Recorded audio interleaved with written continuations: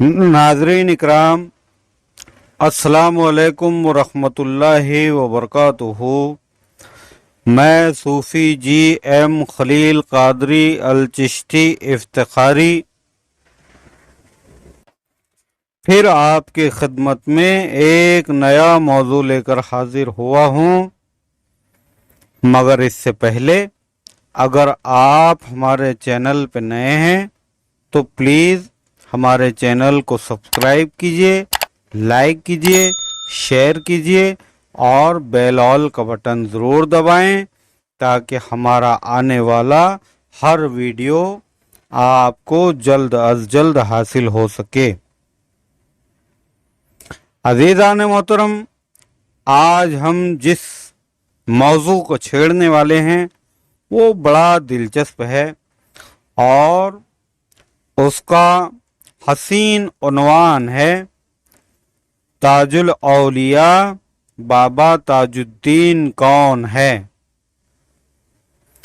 दरअसल बाबा ताजुद्दीन का जन्म 21 जनवरी 1861 को नागपुर के करीब एक गांव है कामटी, जो नागपुर से 15 किलोमीटर दूरी पर आबाद है। उन दिनों कामटी में अंग्रेजी फौज की छावनी हुआ करती थी। आपके वालिद मोहतरम सैयद बदरुद्दीन फौज में सूबेदार थे। जन्म के समय आमतौर से बच्चा रोता है, मगर सरकार ताजुद्दीन बाबा ऐसे बच्चे थे जो जन्म लेते ही बिल्कुल ना रोए।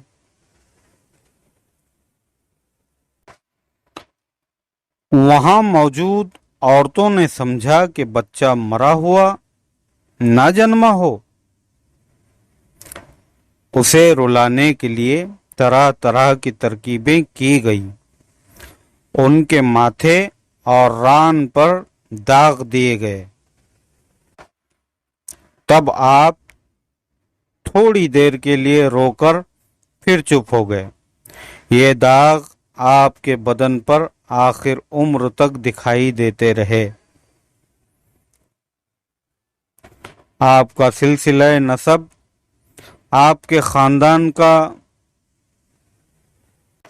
सिलसिला सैयदना इमाम हसन अस्करी रजी अल्लाह ताला अन्हा से जाकर मिलता है।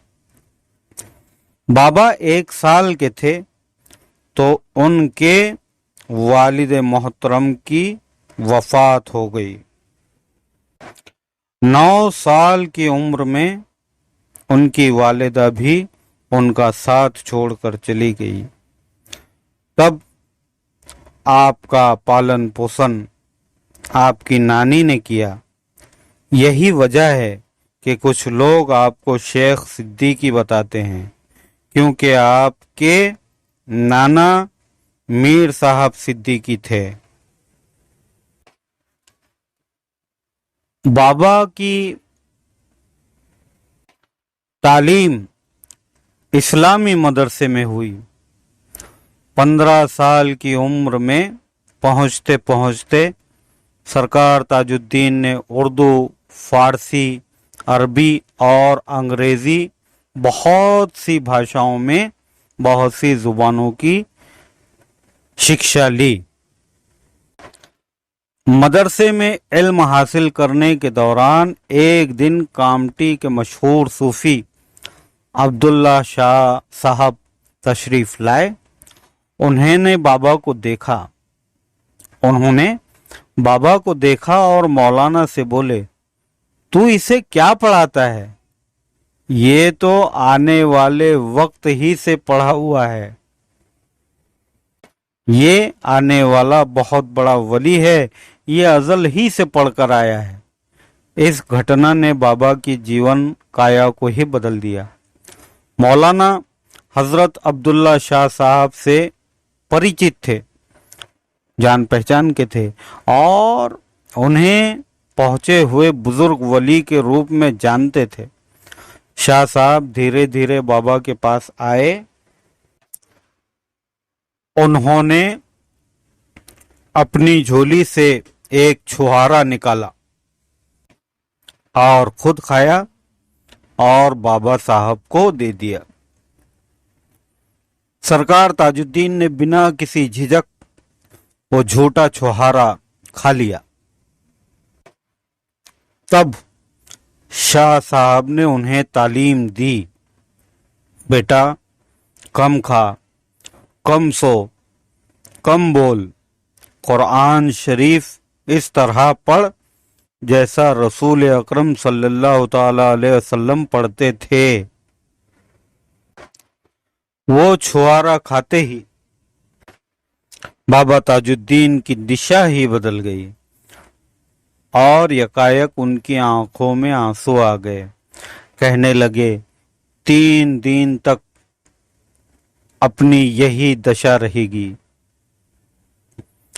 اس کے بعد ہی بابا صاحب نے دوسرے بچوں کی طرح کھیلنا کودنا بند کر دیا۔ یہ ایکانت پریہ ہو گئے، یعنی تنہائی پسند ہو گئے۔ اسی تنہائی کے حالت میں بابا صاحب اپنا سمے پڑھن پاٹن یعنی پڑھنا لکھنا اور فکر میں لگے رہتے۔ اسی تنہائی میں انہوں نے فارسی عربی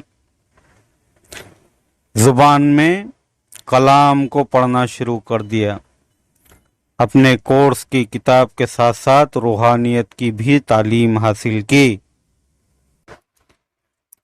یعنی کھلے دل سے سچی انسانیت کا پاٹھ پڑھا، سبق پڑھا، جس میں ہندو، مسلم، سکھ، عیسائی سب دھرم اور جاتی کے انتر کو بھلا دیا، اس فرق کو ختم کر دیا، اور شاید اسی لیے وہ اس سرزمین پر اوتارت ہوئے تھے۔ 1879 کنہان ندی میں پانی بڑھ جانے کے کارن سیلاب آ گیا، جس سے لگ بھگ آدھی آبادی اس کی چپیٹ میں آ گئی۔ بہت سے مکان، کھیت کھلیان بہہ گئے۔ سرکار تاج الدین کے نانا کا مکان بھی چپیٹ میں آ گیا، جس سے ان کے ماما عبد الرحمن کی جمع پونجی بہہ گئی۔ ان کی مالیاتی حالت خراب ہو گئی اور انہیں نوکری کا منہ دیکھنا پڑا۔ اس وقت بابا صاحب یعنی سرکار تاج الدین 18 سال کے تھے۔ ان کے ماما نے بابا صاحب کو فوج میں بھرتی ہونے کی صلاح دی، مگر نانی کی محبت آڑے آ گئی، جس سے آپ فوج میں جاتے جاتے رک گئے اور 2 سال تک نٹلے ہی رہے، یعنی ٹہلتے رہے۔ 1881 میں جب آپ کی عمر 20 برس کی ہوئی تب آپ فوج میں بھرتی ہو ہی گئے۔ سرکار تاج الدین کا اچھا قد اور سنتولت شریر آپ کے لیے بہت فائدہ مند ثابت ہوا۔ آپ ناگپور کی ریجیمنٹ نمبر 13 کے سپاہی کے روپ میں بھرتی ہوئے تھے۔ 1884 میں یہ ریجیمنٹ ساگر کے لیے روانہ ہوئی اور کافی عرصے وہاں رکی رہی۔ سینا کے ساتھ بابا صاحب نے کئی یوروپی دیشوں کا سفر کیا۔ فرانس کے دورے کے بعد بابا صاحب کے ریجیمنٹ نے حیدرآباد دکن میں ڈیرا ڈال دیا، جہاں ایک امریکی افسر مسٹر ہینج کو بابا صاحب نے قرآن شریف پڑھایا۔ اس کے ساتھ ہی ایک انیہ افسر مسٹر ولیم، اس نے بھی بابا سے روحانیت کی تعلیم حاصل کی۔ بعد میں وہ افسر کلکتہ چلے گئے اور انہوں نے اپنا शेष जीवन एक कब्रिस्तान की भेंट चढ़ा दिया। सरकार ताजुद्दीन फौज में रहने के बावजूद नमाज का एहतियात बिल्कुल नियमित रूप से रखते थे और नमाज की तुलना में किसी भी बात की चिंता नहीं करते थे। उनके कामों में एक खास डिसिप्लिन था। अपने दैनिक फौजी कार्यकलाप से निपटकर बाबा साहब वहां स्थित हजरत दाऊद मक्की रहमतुल्लाह अलैह की दरगाह पर चले जाते थे और इबादत गुजारी और वजीफे करते थे। अक्सर रातों को आप दरगाह पर ही रुक जाते थे। जब आपकी नानी अम्मा को उनके रातों को घर से लापता होने का पता चला तो वो बहुत परेशान हुई और उन्हें ये शक गुजरा कि कहीं उनका नाती आवारगी तो नहीं करने चला जाता है। यही सोचकर उस ज़ईफ़ा ने एक रात आपका पीछा किया। वो दरगाह तक पहुंच गई, लेकिन जब चोरी चोरी अपने नाती को वहां इबादत गुजारी करते देखा तो उल्टे पैरों लौट गई। सुबह को जब बाबा साहब दरगाह से वापस लौटे तो नानी ने उनसे नाश्ता करने को कहा।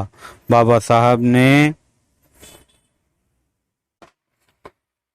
जब मुट्ठी को जाहिर किया तो आपके हाथों में लड्डू थे,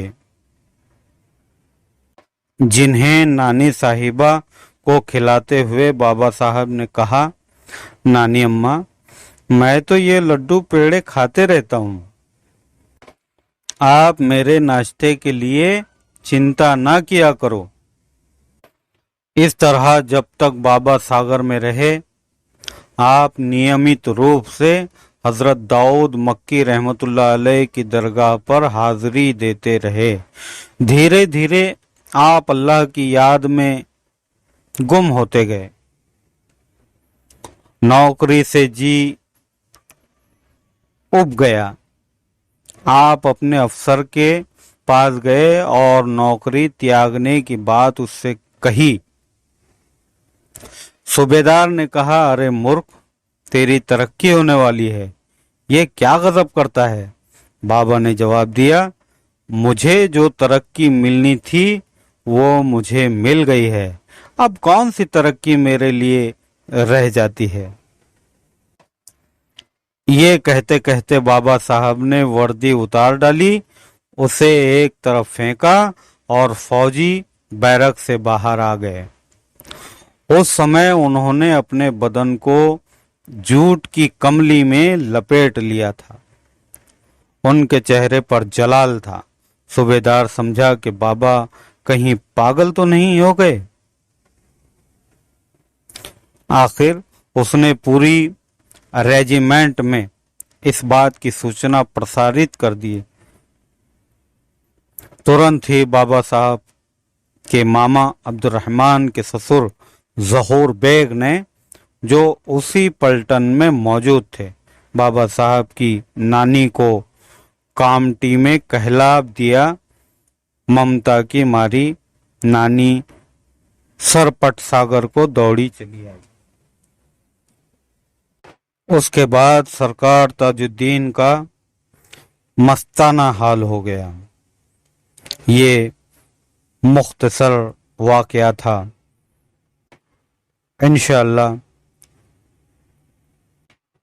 हिस्सा दुआम में इसके आगे का वाक़या पेश करेंगे। मौलाए करीम हर बंदे मोमिन को वलियों की सोहबत अता करे।